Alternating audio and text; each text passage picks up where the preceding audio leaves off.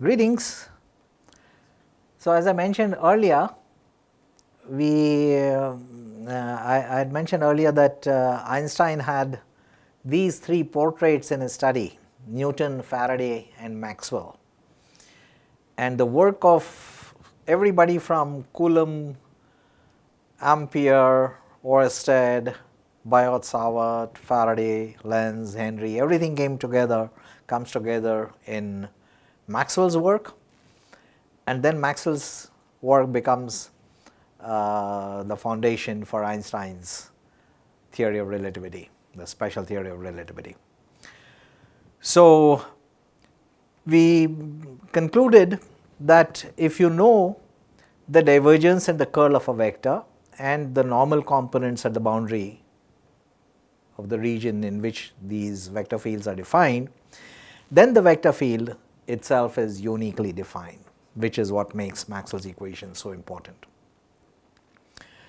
There is another theorem of importance over here, that if you have a vector field whose divergence and curl are both known to vanish asymptotically, they go to 0 as r goes to infinity. That is what vanishing asymptotically means. All right? Then such a vector field can always be written as a sum of one irrotational vector and another which is solenoidal. An irrotational vector is one whose curl vanishes, and a solenoidal vector is one whose divergence vanishes. Now, this is very important because this will tell us what kind of potentials these fields are derivable from. Okay? Now, that is going to be another important aspect of electromagnetic theory, which is the use of potentials. So, we are going to be led to that through this theorem, which is called as the Helmholtz theorem, and we know that since the curl of a gradient and the divergence of a curl always are 0, essentially what we are aiming at is to show that if you have a vector field whose divergence is known and whose curl is also known, divergence is given by the scalar field S, the curl is given by the vector field C, both of these are known, then you can write the vector field K as the sum of a rotational vector and a solenoidal vector, and an irrotational vector can always be written as a gradient of a scalar, and a solenoidal vector can always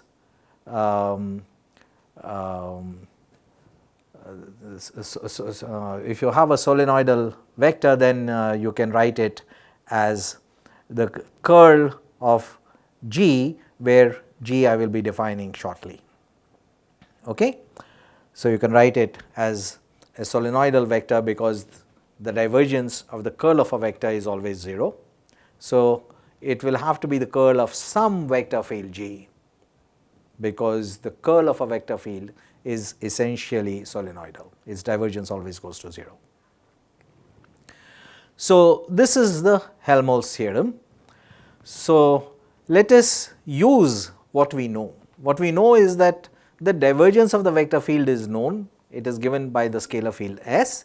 The curl of the vector field is also known, it is given by the vector field C. And using this, we can now define a function psi, a scalar function psi, and a vector function G, which I mentioned in the previous, when we were discussing the previous slide. So, the left hand side can be constructed from the right hand side in any mathematical equation. On the right hand side, you have got an integral involving integrands which are defined in terms of known functions S and C. So, there is no difficulty constructing the integrations right hand sides, and therefore, you can construct psi and G. Okay? Now, I am going to use the following notation which we have used earlier also, that whenever we talk about the field point and a source point, I have used r prime for the source point and r for the field point. The difference vector r minus r prime I have used represented by uppercase R with a prime because you will have to integrate over the source points, right. And you talk about a causal relationship, that the cause determines the effect. So, you have got a source which determines an effect at the field point, right. Now, this is what we know so far. We know the curl of the vector field, we know the divergence of the vector field, and using this curl and the divergence, we have now constructed two fields, one a scalar field psi and another a vector field g. And if we can now show that this vector field k can be written as the sum of minus gradient psi and the curl of g, then we are done, right. That is what the theorem requires us to prove, that we have to show that if the divergence, the negative divergence of psi or the del square psi is equal to S of r, and if the curl of g is equal to CR, then we would have proved this theorem, which is known as the Helmholtz theorem. So, let us proceed to prove this. So, we take the divergence of del psi. Psi we have constructed from S, which is known, right. The divergence is with respect to the field points. The integration is with respect to the source points. These two are independent operations. So, the differential operator del can be moved inside the integration, and it can now operate on the integrands, of which the part of the integrand, which is the numerator, which is SR prime, will remain unaffected because it depends only on the source.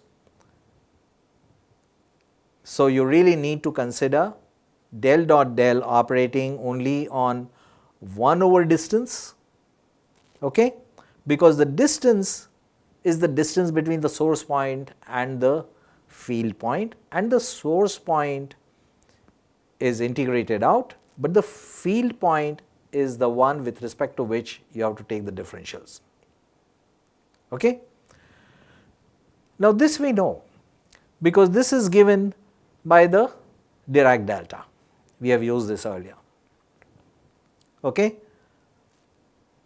So, del dot del operating on 1 over distance is 4 pi times the Dirac delta.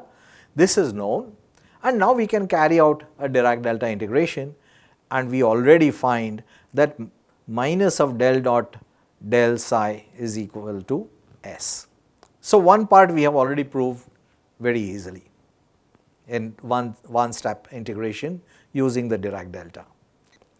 Now, we still have to show that the curl of G is exactly equal to C, which is what we started out with. Okay. This is what we now have to show, that remains to be shown. So, let us determine what is the curl of G, and we write it as a difference of two terms, T1 and T2, and we will handle them separately. Okay. So, we have used a vector identity over here, which is valid for any vector function, and we first determine the term T1, which is the gradient of the divergence of G. So, we determine the divergence of G first, and the divergence of G involves the divergence of the integral, which is integration over the source, which is the primed variables. The differential in the divergence operator are derivative operators with respect to the field point out there. So, these two are independent. So, you move the divergence in, and now you have the divergence of C r prime over r minus r prime. So, you separate out the terms, okay, right. Now you have to be careful because this involves derivative with respect to r and the integration is with respect to r prime, right. So, is this, can I show this to be 0? Is the divergence of a curl equal to 0? No. This is differentiation with respect to unprimed variable, which is the field point, and this is the curl with respect to the primed variable, which are the source points. So, I cannot throw this term. But what I can do is I can write this as C dot del prime dot gradient with respect to the source points, because here you have got a minus sign. You have got the modulus of r minus r prime, and r prime are completely symmetrically situated except with respect to the sign. So, when you take the derivative with respect to the unprimed variable, it is equal to the derivative with respect to the primed, but with a minus sign. So, you use that, and having used that, so let us put it over here. So, now we have put this minus sign over here, okay, and now put it in this integration. Now that you have it in the integration, you now have the derivative with respect to the primed variable, and this c is also with respect to the primed variable. So, now you can set it equal to 0. Okay? Now there is no problem, and you can write this is the volume integral of the divergence. Actually, there is a volume element over here d3 v prime. So, this is common to both of these terms. So, this is the volume integral of the divergence, which you can now write as the surface integral over the surface which surrounds this region using the Gauss's divergence theorem. So, using that, we now have a simple expression. Now, where is this surface? You can take this surface in the asymptotic region to surround all the volume that may be there of your interest. And the surface out there is going to increase as r square, right, distance square. You know that the solid angle goes as r square d omega. So, the surface increases as r square, and now you have got 1 over distance and c. So, as long as you have c, if it diminishes at least as fast as 1 over distance square, okay. If it diminishes faster, it is even better, but it does not matter. Even if it diminishes as fast as, at least as fast as 1 over distance square, then 1 over distance square of the vector field c will cancel the distance square in the numerator, and you are still left with the 1 over distance in the denominator, okay, and the surface integral will eventually vanish. So, the divergence of G goes to 0. If the divergence of G goes to 0, then now you have the two terms T1 and T2. You know, T2 becomes the del dot del operator operating on this integral, and the differentiation in del dot del in the Laplacian is with respect to the field points, the integration is with respect to the source points. So, you can move in this del dot del operator, get a Dirac delta and wrap it up, because the Dirac delta is this lovely shifting operator which gives you the value of the integrand at a particular point. So, that proves the Helmholtz theorem, that you can write this vector field in terms of a solenoidal and an irrotational vector. So, this is an amazing theorem which really helps us develop the potential theory. So, I would like to suggest for further reading a paper by Zhao, which you might find useful, but I will not discuss this paper in our course. So, we have proved the Helmholtz theorem that a vector field whose divergence and curl are known and they both asymptotically vanish, then it can always be written as the sum of an irrotational vector and a solenoidal vector. And a solenoidal vector you can always write as the curl of an arbitrary vector field, and an irrotational vector you can always write as the gradient of an arbitrary scalar field. So, it does not matter what size, it does not matter what g is, but these relations will always hold. All right. So, this is the Helmholtz theorem.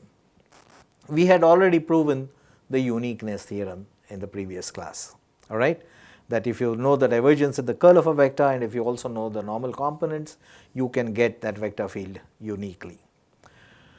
So, let us compile all our understanding so far. So, you have got the Maxwell's equations, you have got the Lorentz force law, and because the divergence of B goes to 0, you can write B as the curl of a vector because the divergence of curl is always 0. Now, this is leading us to the potential theory. What it tells us is that the magnetic induction field B, or the flux field B, is derivable from a vector potential A. That is what you call as a potential. Potential is the field, it is the vector field from which the magnetic induction field B is derivable. All right. So, this is called as the vector potential, and because it gives you the magnetic field, it is called as a magnetic vector potential. So, now we are introducing the potentials. Okay. And the potentials in fact will become quite important in our discussion. So, this is coming from the fact that we know that the divergence of a curl is 0, right. And if B is equal to del cross E, del cross A, then since we know that the curl of E is minus del B by del T, which is the consolidation of the Faraday-Lenz law in Maxwell's theory, right, we replace this B by the curl of A, and now we get the curl of del A over del T with a minus sign, because differentiation with respect to space variables and differentiation with respect to time variables are independent. Okay. So, if you bring the left hand side and right hand side together, you find that the curl of this quantity is equal to 0, which means that E by itself is not irrotational, but when you add the time derivative of the vector potential, then it is. And if it is irrotational, you can certainly write it as the gradient of a potential. Okay? Because any vector field which is irrotational can be written as the gradient of a potential, because the curl of the gradient of a potential is always 0. All right?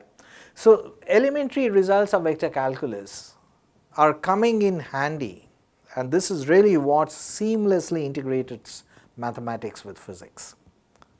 It is absolutely seamless. You do not look at one as mathematics and the other as physics. The potentials in fact are very physical, they are coming out of these equations, and they are very physical.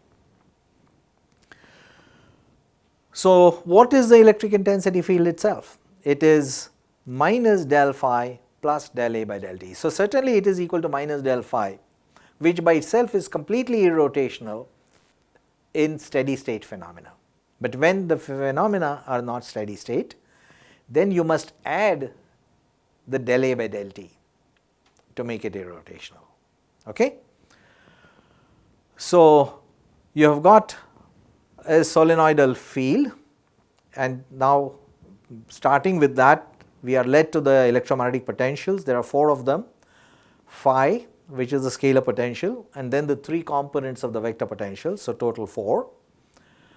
Okay?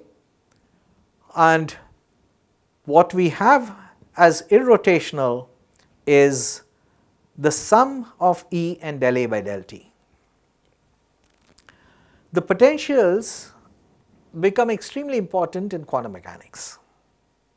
Means if you are not getting into the domain of quantum mechanics, one might suspect that, okay, what is the use of these potentials, because I can add anything to the potential and still get the same field, because the field is only the gradient of the potential. So, the gradient of a constant will go to 0, so it does not matter. So, what is important about potentials? Why should I even study them?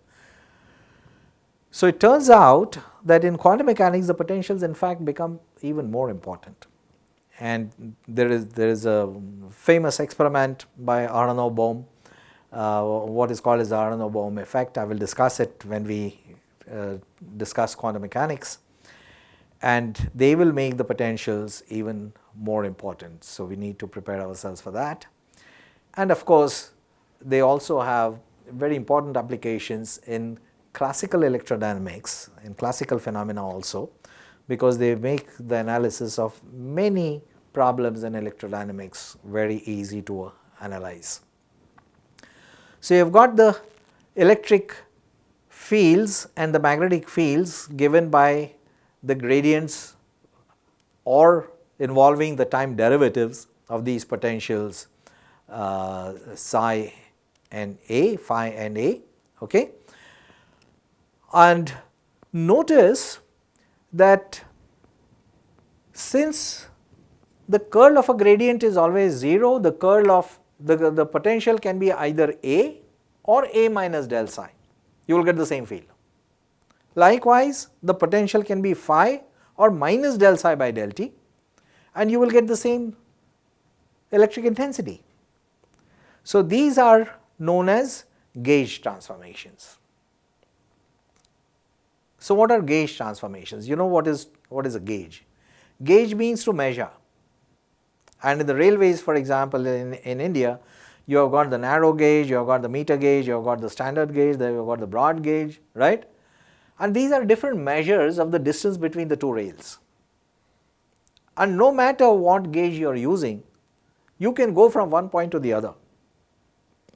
So, it's the same kind of thing that we were talking about, that no matter what potential you use, you will achieve getting the same fields, right. So, in that sense it is similar, which is why these are called as gauge transformations. This is also used when you are looking at gauge of thickness of various metal sheets. You can measure this gauge in terms of some millimeters or inches, and there are sheets of different gauges, 25 gauge, 22 gauge. So, that is a common vocabulary which people use, all right, when you are using machines. And likewise, you have these gauge transformations. You can transform from A to A minus del psi and from phi to phi minus del psi by del T, and you will get the same fields, all right. So, these are known as gauge transformations. And now the question is, how do we choose the gauge? Because now you have got huge possibility, all right. Different gauges can be used. What criterion do you want to use? You will like to use such a gauge as would give you fields which are consistent with Maxwell's equations, okay, because we have put in a huge amount of effort, consolidated all the semi-empirical laws of Coulomb, Ampere, Faraday, Lenz, everything together under one umbrella of Maxwell's equations. And we know that they are the ones which we should be using to study electromagnetic phenomena. Then we should use a gauge such that the Maxwell's equations are satisfied. So, that is now the criterion that gives us like the guiding force, the guiding principle to choose the gauge. Okay? Now, that is not very easy Because Maxwell's field equations are coupled partial differential equations. Okay, E and B come together. The consequence will be that A and phi will come together and it will become messy, complicated, difficult to solve the equations for A and for phi separately because of this coupling. So, we have to devise a mechanism to deal with that. So, that is the challenge we have to work with. So, let us see how they get coupled. So, you have this Coulomb-Gauss-Maxwell equation. We have agreed that E can be written in terms of the potentials phi and A. Okay. So, if you now take the divergence of E, then you have this relation in which you have got the differential of phi, but you also have the derivatives of A, and the equation for phi and A are coupled. So, this is the challenge, all right. Got it? Now, what you also have is that the curl of B is curl of the curl of A, if B is derivable from the vector potential A. Then you have this vector identity, right, and the curl of B from Maxwell's equation is given to be this, but del E by del T is now, since E is given by minus of del phi plus del A by del T. So, that is the term that will come here, and these two equations must agree.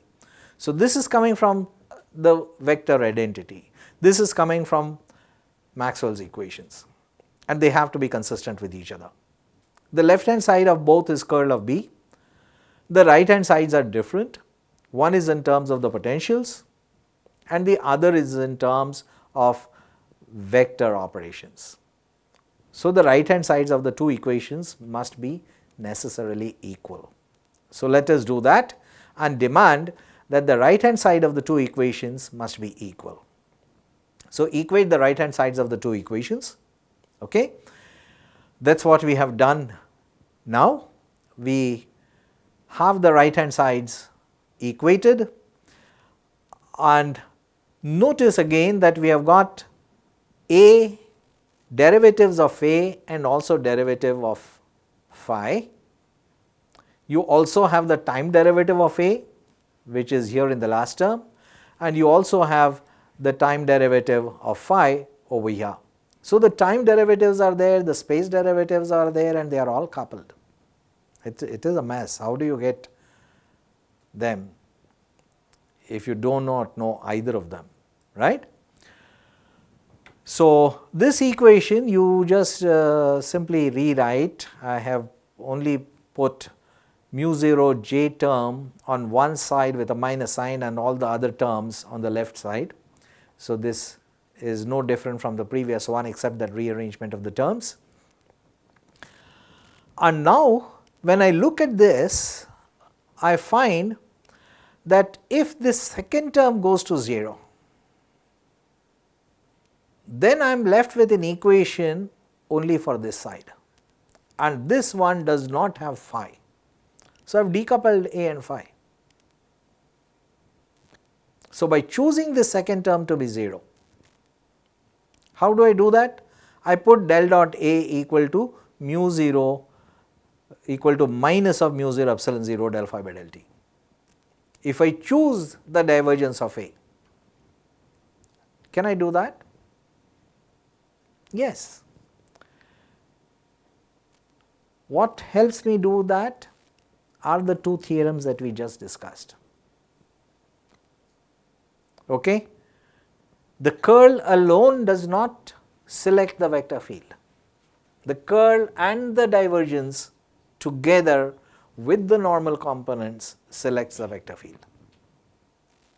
Now, I have that freedom. I have chosen the curl already, I cannot tamper with it. What choice have I made? I have made the curl to be such that the curl of A is equal to the magnetic induction field B. I cannot tamper with it. That choice I have already made. But the divergence of A, I am still free to choose. and I exercise this freedom to choose the divergence of A to be equal to minus of the second term, so that it vanishes, because that helps me decouple the differential equation for A from the differential equation of phi.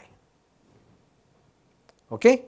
The other choice I can make is I can put the divergence of A equal to 0, and if I pick the divergence of A to be equal to 0, then from this other coupled equation which I had for phi and A, which I showed on the previous slide, then in this the divergence of A goes to 0 and I get del dot day del phi equal to minus rho over epsilon 0, which is what I have written over here, and this is nothing but the Coulomb-Gauss Poisson equation.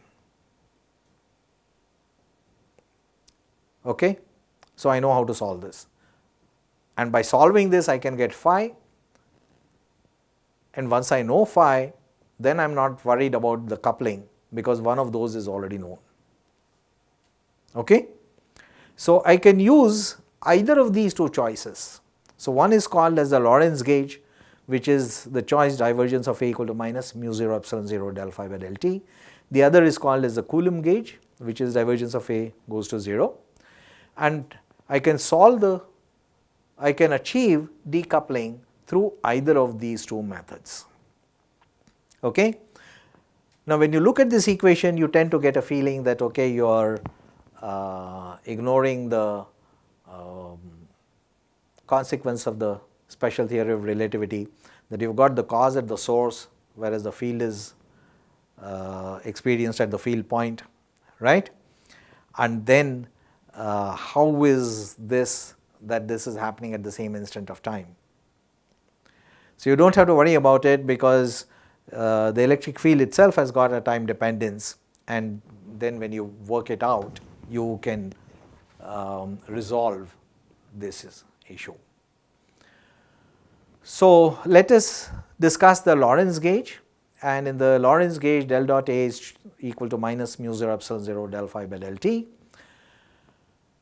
and in the Lorentz gauge this second term vanishes. So, you have got this left hand side, which is this, equal to the right hand side, which is this. Okay? So, you have got similar looking relations, okay, and you can write the two equations in terms of what is called as the box operator. This is just a compact notation, there is nothing more about it. It is what stands for the Laplacian and the second derivative with respect to time, and you can write the same equations, and in the steady state phenomena the time derivatives vanish, and in both cases you have essentially Poisson equations. Okay? In one case you have got the scalar Poisson equation, in the other case you have got the vector Poisson equation, but you can break it into like 3 scalar equations and solve for each component if you like, and the solutions are given by this. Now, you can obtain this as a solution to the differential equation. Notice that the solution is in terms of charge over distance, which we know from the potential theory in Coulomb's law. Okay? It is not a surprise that that was accurate, because the theory is completely consistent, but it is not obtained as a statement of the superposition of the Coulomb potential. It is written here not as a statement of superposition of the Coulomb potential. It manifests like that, but it is obtained as a solution to the differential equation, which is the Poisson equation. Okay? How do we know that this solution is correct? Carry out the integration.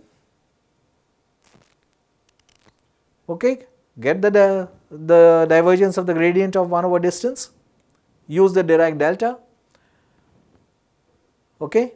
This is such a powerful, beautiful function, right?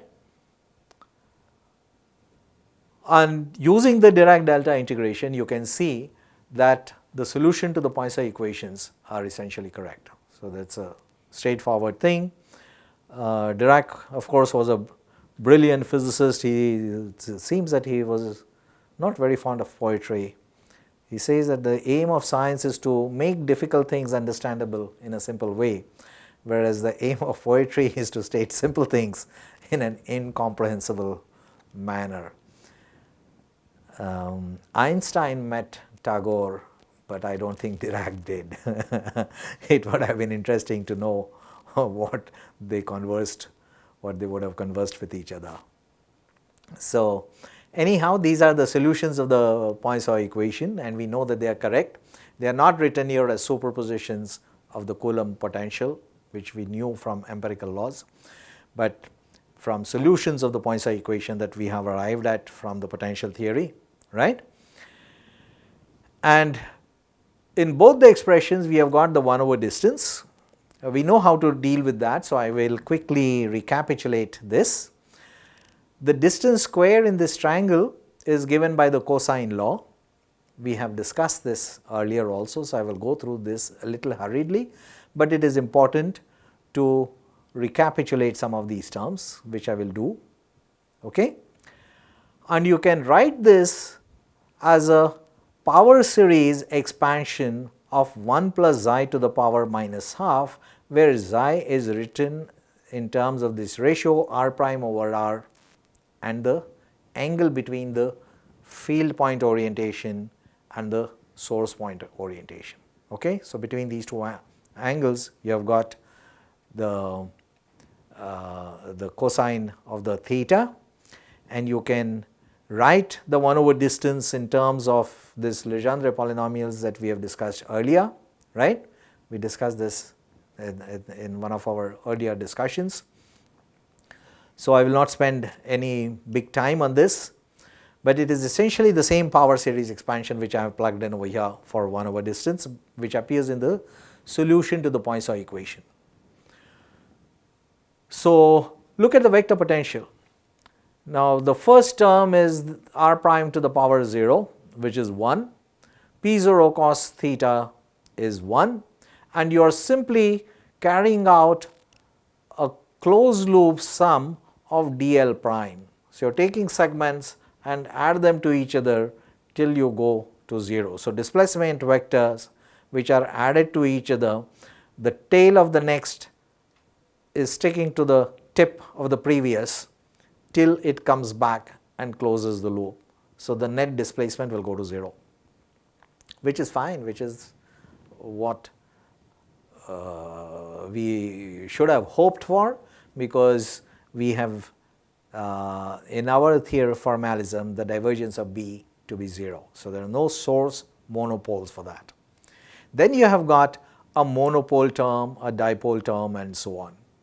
So you can write these terms for different powers of L as a multipole expansion, all right. So the term for L equal to 0 vanishes, so there is no monopole term, and then you have got a dipole term. You can write it using some vector calculus, which is not very difficult. You will find detailed analysis in Griffith's book and also in this Foundations of Classical Mechanics, which is my book, which is about to be released, right? So all those details are worked out over there, but you can also work it out as a homework exercise or use Griffiths if you like, all right? So you have got the dipole term, and notice that it has got a structure which is current times is surface area. Current times the surface area, and you can represent this as a magnetic moment. This is what you will call as a magnetic dipole moment, okay? And this is current times area.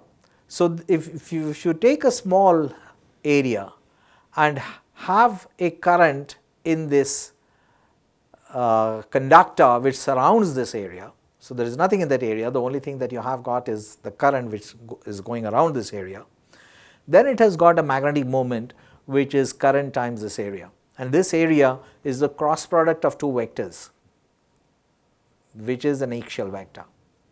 So the magnetic moment is also an axial vector, okay? So, the magnetic vector potential, so all of these you have to keep track of how they transform under rotations and how they transform under parity. So, you have got this the dipole moment potential, which is m cross r. Now, let us have a quick look at what we have got so far. We have got the Maxwell's equations, and in these the sources of the electric fields is either an electric charge. The electric charge is of course free to move. It is not necessarily frozen at one point in space. But you can also have an electric field from a time dependent magnetic field. Okay, that is what the electromotive force in the Faraday-Lenz law was about. Likewise, the magnetic field you can get from an electric current, which is what was known to Oersted, Biot-Savart and Ampere. But then later, as Maxwell discovered, we could get it also from the time variation of the electric field.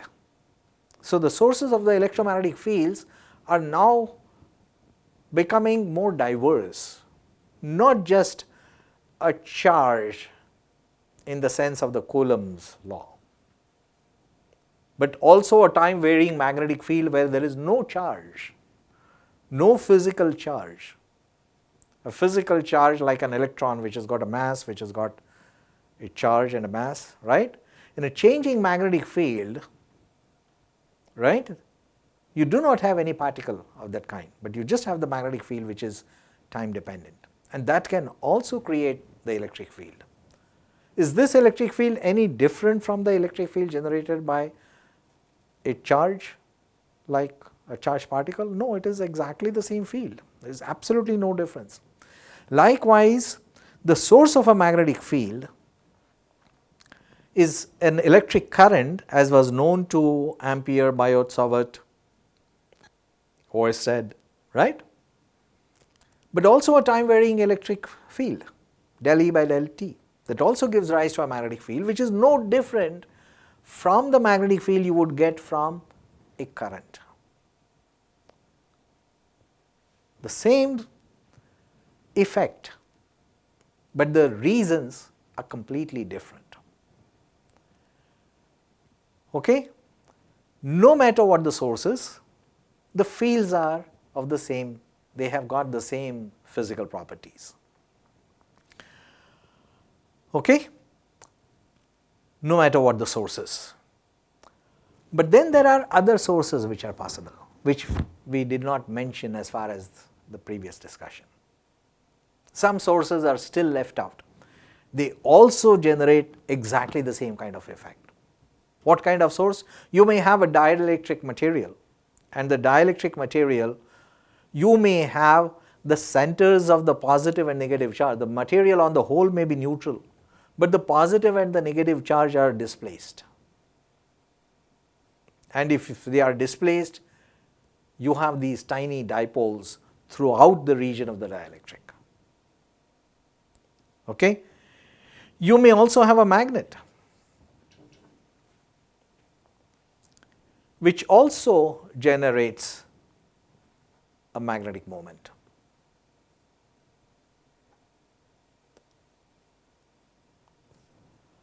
So, there are these additional materials which can also lead to the same kind of effect, and we will have to factor them into our potential theory. Okay? Now, in the magnet, you do not have these current loops at different places in the magnet. The source of this magnetism is described by accurate laws of physics which were not known at that time. These laws of physics, which are more accurate than the laws as were known earlier, these laws of physics require quantum theory.